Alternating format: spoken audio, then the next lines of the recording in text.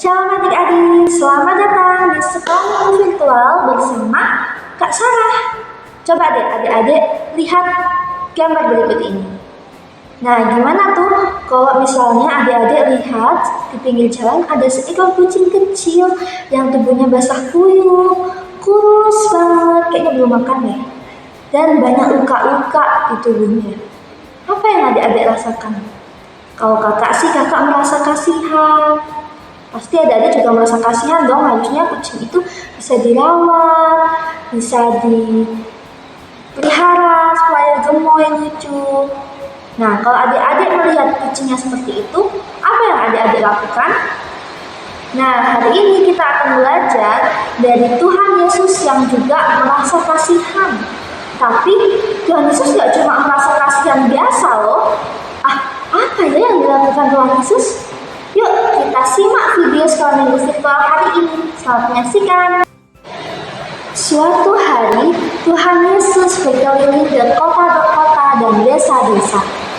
Nah, di sana Tuhan Yesus itu mengajarkan kerajaan Allah, mengabarkan kabar baik, dan menyembuhkan banyak orang yang sakit. Wah, luar biasa ya. Jadi, ketika Tuhan Yesus pergi ke suatu kota atau suatu desa, orang-orang di sana itu sangat senang. Mereka selalu berlomba-lomba berlari untuk dekat kepada Tuhan Yesus. Kenapa?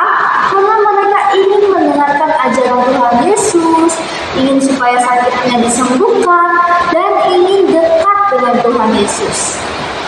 Tapi, waktu Tuhan Yesus melihat orang banyak itu, hatinya jadi tergerak oleh belas kasihan. Tuhan Yesus berpikir mereka ini, orang banyak ini, seperti domba yang tidak punya gembala. Maksudnya, jadi adik-adik domba yang tidak mempunyai gembala itu, mereka akan merasa bingung. Mereka nggak tahu mau jalan ke arah mana, nggak tahu harus diikuti siapa, dan nggak ada yang membantu mereka mencari makanan, gak ada yang melindungi mereka dari binatang-binatang buas. Nah, akhirnya orang-orang banyak itu, mereka merasa bingung, lemah, dan mereka gak tahu harus kemana, gak tahu siapa yang harus mereka ikuti. Oleh karena itu, mereka butuh seseorang yang menolong, dan membimbing, dan mengasihi mereka, supaya mereka tidak bingung lagi. Nah, lalu Tuhan Yesus menoleh kepada murid-muridnya dan berkata, "Tuayan memang banyak, tetapi pekerja sedikit. Karena itu mintalah kepada Tuhan yang empunya tuayan, supaya Ia mengirimkan pekerja-pekerja untuk tuayan itu." Artinya apa ya? Artinya di sini tuayan itu adalah orang-orang tadi, orang-orang yang bingung, nggak tahu harus kemana, harus ngikutin siapa. Dan pekerja yang dimaksud adalah orang-orang yang mau membimbing dan mengasihi mereka. Jadi adik-adik, Tuhan Yesus itu nggak cuma bicara kepada murid-muridnya saat itu, tapi juga bicara ke kita, anak-anaknya pada saat ini. Tuhan Yesus ingin kita juga peduli, bukan cuma kasihan aja. Bukan cuma kasihan ya ampun susah sekali hidupnya. Bukan. Adik-adik, banyak orang di dunia ini yang belum mengenal kasih Tuhan. Mereka nggak tahu siapa sih Tuhan Yesus itu. Nah, mereka ini seperti domba yang belum punya gembala.